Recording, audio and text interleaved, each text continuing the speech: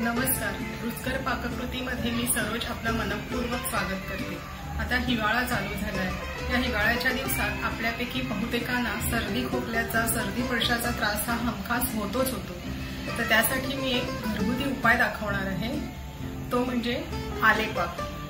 पण आलेपाक बनवण्याच्या आधी आपण माझे व्हिडिओ बघत असाल आणि अजूनही चॅनल सबस्क्राईब केलं नसेल तर जरूर चॅनल सबस्क्राईब करा. त्यासाठी या व्हिडिओच्या खाली सबस्क्राईबचा एक आयकॉन दिसेल, त्यावर क्लिक करा आणि त्याच्या बाजूला लगेचच एक बेल आयकॉन दिसेल, त्यावरही क्लिक करा, जेणेकरून मी जे नवीन व्हिडिओज अपलोड करीन त्याचं सर्वात आधी नोटिफिकेशन तुम्हाला येईल आणि माझे कुठचेच व्हिडिओ तुम्ही मिस नाही करणार. आधी आपण हे आल्याचे तुकडे मिक्सरमध्ये वाटून घेऊ. आपल्याला याची छान पेस्ट बनवायची आहे. आधी आलं नुसतंच वाटून घेतलं होतं. आता त्यामध्ये मी लागेल तसं थोडं थोडं दूध घालून परत वाटणार आहे.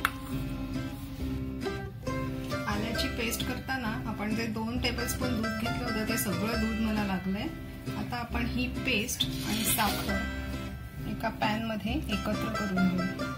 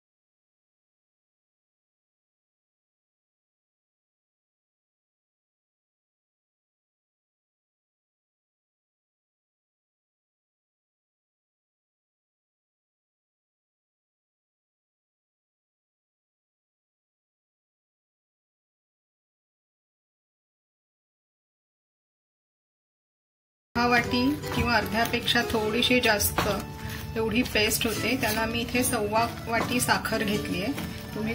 तुम्हाला आवडत असेल, तुम्हाला जास्त हवी असेल तर तुम्ही साखरेचं प्रमाण वाढवू शकता.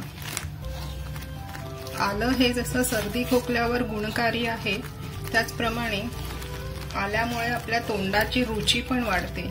तसंच पचनासाठी पण आलं आपल्याला मदत करते. आलं उत्तम पाचक आहे. त्यामुळे हा आलेपाक अगदी सर्दी पडशापासून पोटासाठी सुद्धा चांगला आहे.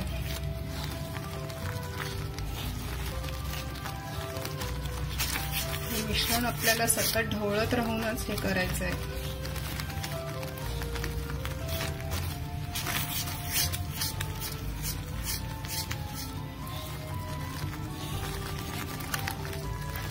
हे असे बुडबुडे दिसायला लागले की गॅस आपल्याला परत मंद करायचा आहे.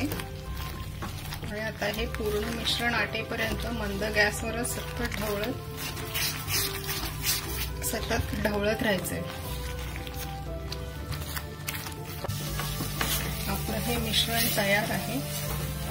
गॅस बंद करू आपण आणि हे मिश्रण ताटात काढून घेऊ.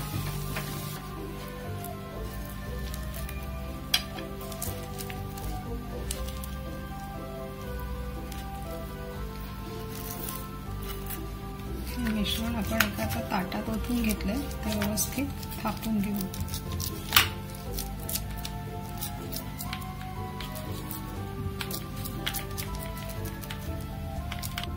हे ताटात पसरलेलं मिश्रण आपण 5 मिनिटं असंच ठेवून देऊ. 5 मिनिटांनंतर आपण आता त्याच्या वड्या कापून घेऊ.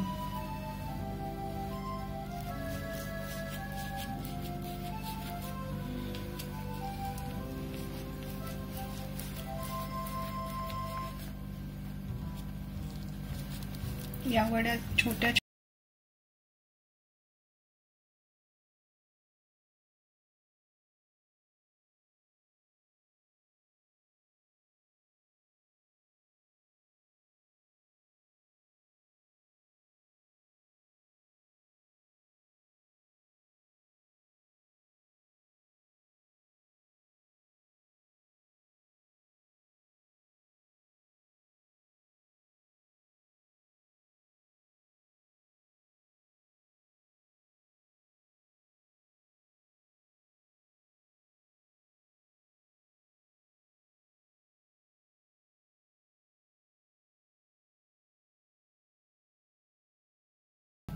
अशा रीतीने आपला हा आलेपाक बनवून तयार आहे।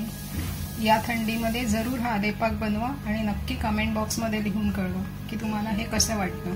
थँक्यू।